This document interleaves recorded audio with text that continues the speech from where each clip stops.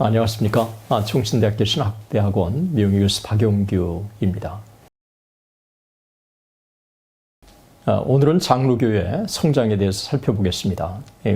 감리교나 침례교보다는 성장률이 낮았지만 장로교 역시 2차 대각성운동 이후에 상당한 성장을 일으켰습니다.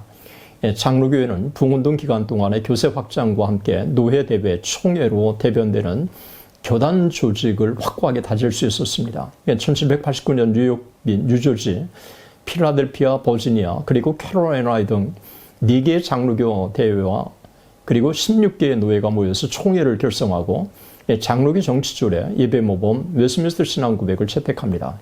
장로교 총회는 420개 교회, 177명의 목회자와 11명의 강도사가 참여합니다. 비록 총회가 채택한 장로교 정치와 신조가 다양한 전통을 포괄하기 위해서 폭을 넓혔지만 위더스푼을 통한 스코틀랜드 아일랜드계의 영향력 증대로 구칼빈주의 장로교 신학이 장로교 신조에 강하게 반영되었습니다.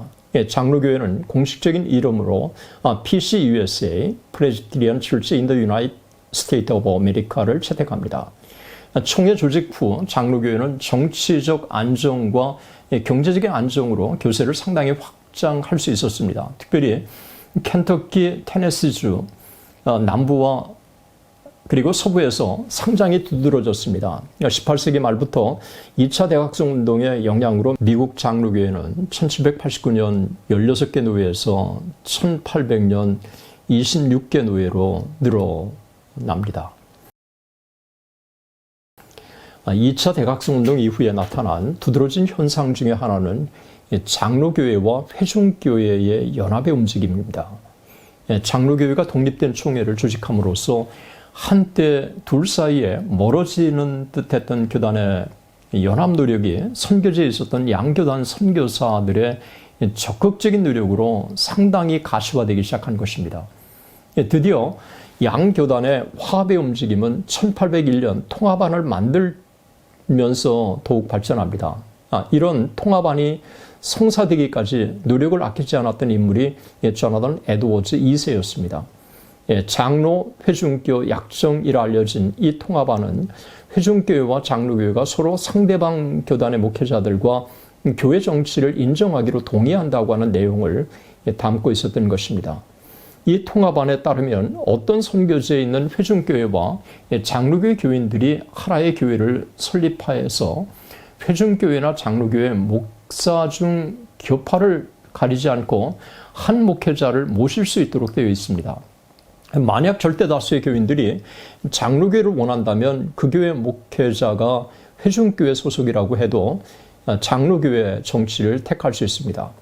정반대의 경우도 마찬가지입니다. 교회가 교단을 선택하는 경우도 마찬가지입니다. 만약 교인들이 장로교 노회를 원한다면 장로교회에 회중교회를 원한다면 회중교회에 소속할 수 있었습니다. 만약 교인들과 목사가 이 문제에 동의하지 않고 불협 화음이 생긴다면 교회 목사가 소속된 노회나 회중교회 협회에 이 문제를 위임해서 처리하게 하고 그래도 타협점을 찾을 수 없을 경우에는 각 교단의 대표자들로 구성된 처리위원회에서 이 문제를 다루도록 한 것입니다.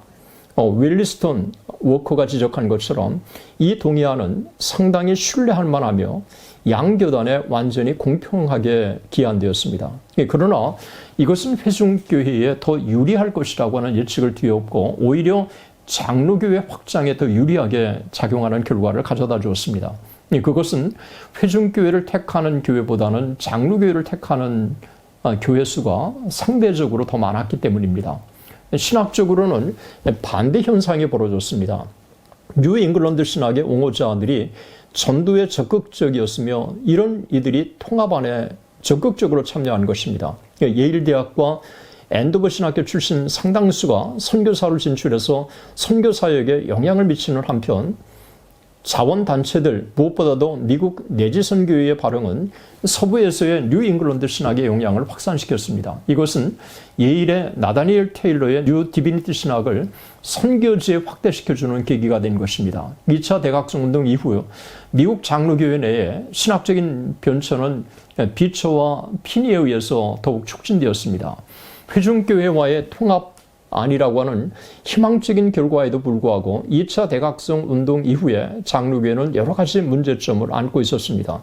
대표적인 것이 목회자 부족, 신학, 정치, 선교 방법의 차이점이었습니다. 1802년에 총회기구로 설립된 선교운영위원회는 1816년 선교부로 바뀌기까지 약 311명의 순회 목회자들을 2개월 단기 전도 여행 계획하에 파송했습니다. 운영과 관리의 부실로 결과는 실망스러웠습니다. 반면에 감리교 침례교 제자교회는 남부와 옛 북서부에서 대단한 결실을 얻고 있었습니다. 이들의 성장에 비해서 장로교의 성장은 상대적으로 적었던 것입니다. 그렇지만 2차 대각성운동 이후 장로교도 많은 성장을 했습니다. 19세기 초 약 500개 교회, 13,470명의 세대교인이 1820년에는 1299개 교회, 72,096명의 세대교인, 그리고 1837년에는 2,865개 교회, 세대교인 226,557명으로 불어난 것입니다. 특별히 서부, 뉴욕과 오하이오의 주에서는 장로교가 눈에 띄게 성장했습니다. 그것은 바로 이 지역들이 통합안이 가장 잘 시행된 지역이었기 때문에 그렇습니다. 장로교가 비록 타 교단에 비해서 성장이 느리긴 했지만 2차 대각성운동 동안의 성장으로 장로교회는 많은 목회자들을 필요로 했고 총회도 교회를 인도할 목회자를 총회적인 차원에서 육성할 필요를 느꼈습니다. 1809년 총회는 목회자를 배출할 신학교의 필요성을 느끼고 노예의 의견을 물었습니다. 총회는 첫째 중앙에 강력한 하나의 신학교를 설립하느냐, 둘째 북부에 하나, 남부에 하나 두 학교를 설립하느냐, 셋째 각 노예에 하나의 학교를 설립하느냐 등 세 가지 의견을 놓고 노예에 혼의합니다. 세 가지 의견 중에서 총회 산하 대부분의 노예는 첫 번째 안을 지지했습니다. 이 결정에 따라 총회는 1812년 아케발드 알렉산더 박사와 세미엘 밀러 박사 등 2명의 교수와 3명의 학생으로 뉴저지 프린스턴 신학교를 설립합니다. 나중에 찰스 하츠 박사가 교수로 가담하면서 교수진이 대폭 보강됩니다. 프린스턴 신학교가 설립된 후에 잇따라 여러 장로교 신학교가 설립되었습니다. 대표적인 신학교가 1818년에 설립된 어번 신학교, 1823년에 유니언 신학교 버지니아, 1827년에 웨스턴 신학교, 1828년에 콜럼비아 신학교, 1829년에 레인 신학교, 1830년에 매코믹 신학교, 1836년에 뉴욕 유니언 신학교가 이들 학교입니다. 1837년과 1861년 장로교회 교단 분열과 함께 이들 신학교들도 분열되어서 프린스턴 신학교, 웨스턴 신학교, 매코믹 신학교는 PCUSA 북장로교 구학파에, 레인 신학교, 뉴욕의 유니언 신학교, 어번 신학교는 북장로교 신파에, 그리고 콜럼비아 신학교와 버지니아 유니언 신학교 남장로교는 남장로교에 소속되었습니다. 이들 신학교는 장로교의 목회자들을 배출하는 목회자 양성 그 이상의 역할을 한 것입니다. 비록 교세에 있어서 감리교나 침례교에 뒤졌지만 장로교회는 신학적 정립을 통해서 신대륙의 기독교를 한층 성숙한 단계로 도약시킨 것입니다. 최초의 교수로 임명된 아케발드 알렉산더는 2차 대각성운동의 지도자로서 신학과 경건의 조화를 신학교육의 이념으로 삼았습니다. 여러 가지 면에서 알렉산더는 프린스턴 신학에 지대한 영향을 미친 인물이었습니다. 미국 장로교 신학, 특히 구 프린스턴 신학은 그에게 적지 않는 빚을 졌습니다. 스코틀랜드 아일랜드 정통 칼빈주의 출신인 알렉산더는 청교도인 에드워즈 전통이나 예일의 뉴비니트 전통이나 스코틀랜드 철학 전통에서 자신의 신학적인 정체성을 발견하지 않고 제네바의 정통주의 변호자인 17세기의 프란시스 듈레틴의 신학에서 정체성을 발견했습니다. 프란시스 듈레틴은 정통 칼빈주의를 그의 신학적 정체성으로 삼고 성경의 성경론이나 엄격한 예정론을 수정하려는 당대의 주류에 용기 있게 맞섰던 인물이었습니다.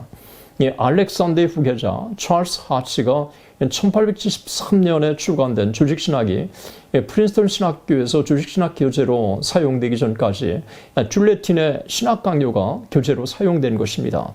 이 책은 스위스 신앙고백과 웨스민스터 신앙고백에 근거한 것으로 전형적인 구칼빈주의 신학을 대표하는 작품이라고 할 수 있습니다. 이 작품은 국내에서 목회하거나 해외에서 사역하는 모든 프린스턴 출신 사역자들에게 적지 않은 영향을 미쳤습니다. 구칼빈주의를 재확인한 프린스턴 신학교의 설립과 교육, 그리고 위더스푼을 중심으로 한 스코틀랜드 아일랜드 출신들의 총회 주도는 신학파와 구학파의 대립을 촉진시키고 만 것입니다.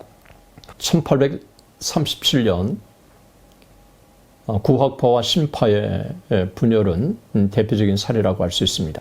끝까지 시청해 주셔서 대단히 감사합니다. 하나님의 은혜가 여러분들과 함께 하시기를 진심으로 축원합니다.